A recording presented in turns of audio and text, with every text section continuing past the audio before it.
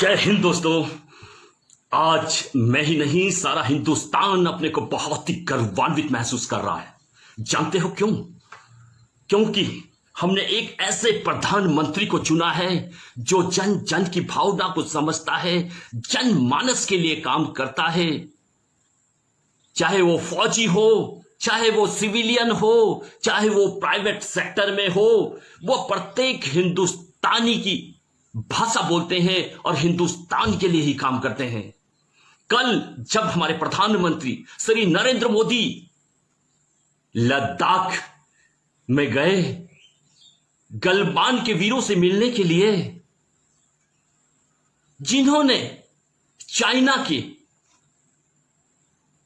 सैनिकों को गर्दन तोड़ के मारा, जिन्होंने हमारी जमीन पे आने की हिमाकत की थी, उनको जब मोदी जी ने पीठ थपथपा के उनके साथ बातें की, मेरे तो उस समय आंखों से आंसू ही आ गए। हमारे देश का प्रधानमंत्री एक फौजी से मिलता है और इस तरीके से बातें करता है, जो वो भी उसी के साथ का एक आम आदमी हो। धन्य हो मोदी जी। मैं ही नहीं, सारा राष्ट्र आपके इस हुनर, इस एबिलिटी को देख के सलाम करता है। चाइना के ड्रैगन्स, जिनको मोदी जी ने अब गिरगिट बना दिया है, जो कभी लाल कभी नीला और अब पीले पड़ गए हैं मोदी जी के भाषण सुनने के बाद। इनके 59 एप्स, टिकटॉक से लेके यूसी ब्राउजर और सारे एप्लीकेशंस जो बंद कर दिए हैं, करोड़ों का नुकसान कर दिया है। हम तो आर्थिक मंदी में थे ही, तुमको आर्थिक मंदी के उस दौर पे लाएंगे जहां से आप अपनी विस्तारवादी नीति तो भूल जाओ, उभर भी नहीं पाओगे। बीएसएनएल और एमटीएनएल ने इनके जितने भी ऑप्टिकल रिलेटेड एक्सेसरीज थे, 4G 5G के सारे कॉन्ट्रैक्ट रद्द कर दिए हैं। रेलवे ने इनके ट्रैक से लेकर मॉडिफिकेशंस, जितने भी कॉन्ट्रैक्ट इनको दिए थे, सारे रद्द कर दिए हैं। ऐसे ही कई कॉन्ट्रैक्ट्स इनके रद्द हो चुके हैं। अगर आपकी यह विस्तारवादी नीति अभी रुकी नहीं तो आप लोगों को हमारे देश के प्रधानमंत्री कुएं का मेंढक बना देंगे। कुएं में ही रह जाओगे, कहीं बाहर निकल नहीं पाओगे। भूल जाओ पाकिस्तान, भूल जाओ नेपाल, अपने देश में ही रह जाओगे।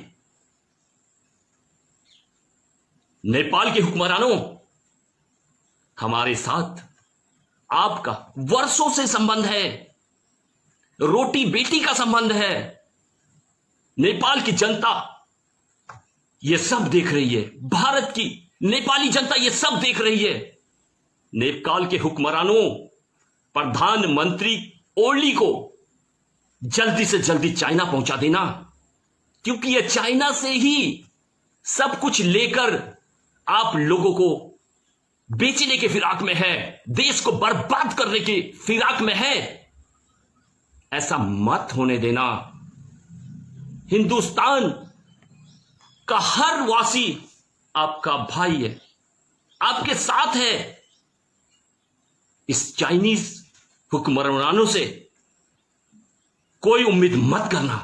ये अपनी वॉलेट के दम पे छोटी कंट्रीज को खरीद के इंडिया के अगेंस्ट भड़काना चाहते हैं, और मौका मिलने पे ये आप लोगों के पीठ में भी छुरा घोपने की कोशिश कर रहे हैं, जैसा इन्होंने हमारे को 1962 में घोपा था, हिंदी चीनी भाई भाई के।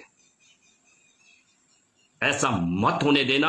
और मुझे आशा ही नहीं, नेपाल की जनता ये जरूर करेगी, क्योंकि वो हिंदुस्तान के साथ बेटी और रोटी का रिश्ता। चाइनीज फौजियों, जो आप आजकल हमको टिकटॉक टाइप की वीडियो दिखाकर, वीडियो गेम दिखाकर डराना चाह रहे हो, भूल कर भी ऐसे कोशिश मत करना। हमारे फौजियों से मत टकराना। वो +50 डिग्री राजस्थान से लेकर -30 लेह और लद्दाख में काम करने में सक्षम है, वो 100% फौजी यहां भी थे, वो वहां भी थे, और जहां भी रहेंगे वो 100% आपका आउटपुट देंगे। आपकी तरह वो वर्चुअल फोर्स नहीं है, कंप्यूटर में लड़ने वाला फोर्स नहीं है। गलवान में आपकी गर्दन तोड़ी थी, काउंटिंग हमें पता नहीं है। हमारे 20 के बदले मुझे लगता है 50 नहीं, उन्होंने 100 की गर्दनें तोड़ी होंगी। और इस बार अगर आपने हिमाकत की तो गर्दन के साथ गुर्दे भी निकाल के लाएंगे। यह एक फौजी की आवाज है जिसको आप ना दबा पाओगे।